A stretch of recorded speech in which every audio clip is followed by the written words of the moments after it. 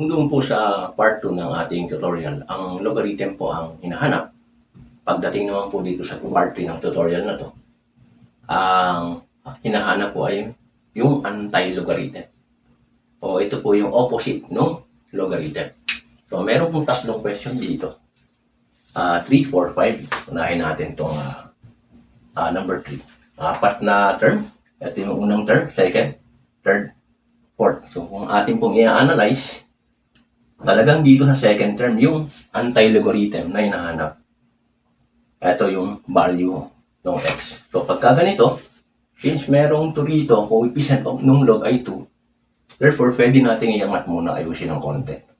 Log of 3 to the base 5, mapupunta yung 2 dito sa exponent. Magiging exponent siya ng 3. Ito, log of x to the base 9. Ito naman, pwede natin gawing since 1 naman siya. Kasi merong properties na aking in-explain doon sa first part ng tutorial na to. Log of 5 to the base 5. So, kasi 1 din naman yun equals to log of 3 to the base 5. So, bakit ko po ginawa itong log of 5 to the base 5? Kung inyo pong mapapansin dito sa equation na to, mapapansin nyo na mas marami yung base na 5 So, kumbaga, isinunod ko lang siya ron. Pagdating naman dito, ang nangyayari dito ay log of 9 to the base 5 times log of x to the base 9. Pwede nating ilipat itong third term dun sa right side. Ang nangyayari po ay log of 3 to the base 5 minus log of 5 to the base 5. This is base 5 Nabura lang ng konti. So, inyo po mapapansin, pasok to doon sa tinatawag na sulatan natin. Change of base formula. Bakit po? Kasi kung inyo po mapapansin, yung anti-logarithm dito sa first term, 9 Tapos yung base naman dito, 9 din. Parehas na parehas. Pag nakita po natin na ganitong form, tapos yung anti-log at saka yung base dun sa kabila, parehas. Papasok agad yan dun sa change of base formula. So, pwede natin i-convert to sa log of x, anti-logarithm yung x, tapos yung base 5. Equivalent to, pagka ganito, pasok din po dun sa properties na aking dun sa first part na aking in-explain. Ang mayari po rito ay log of 3, kasi 3, addition yung minus mapupunta sa ilalim. Tapos 5.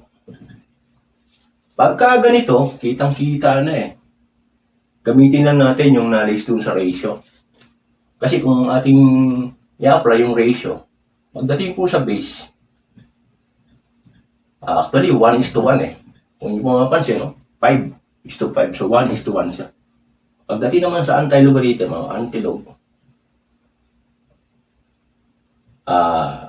x is to 3 is to 5. So, lalabas po ang x is equivalent to 3 over 5. So, kumbaga, ratio lang yun ng simpleng pamamaraan ng i-apply. Kitang-kita na yun. The next question is, tama ba o sure ba talaga na itong x na to, itong anti-logarithm ay 3 over 5? Pwede po nating i-check to para makasigurado tayo na talagang tama siya. Kasi since equation naman po ito, at pag sinabi natin equation, yung left side is always equals to right side. Pag hindi nag-equal yun, hindi yung equation, hindi naman masasabing equation yun. Therefore, i-substitute lang po natin to dito. O kahit saan dito sa tatlo. Therefore, ito na lang, gamitin natin to. Dito. So, to check kung yung answer ay tama talaga. Log of 9 to the base 5 times log of 3 over 5 to the base 9 equivalent to log of 3 over 5 to the base 5.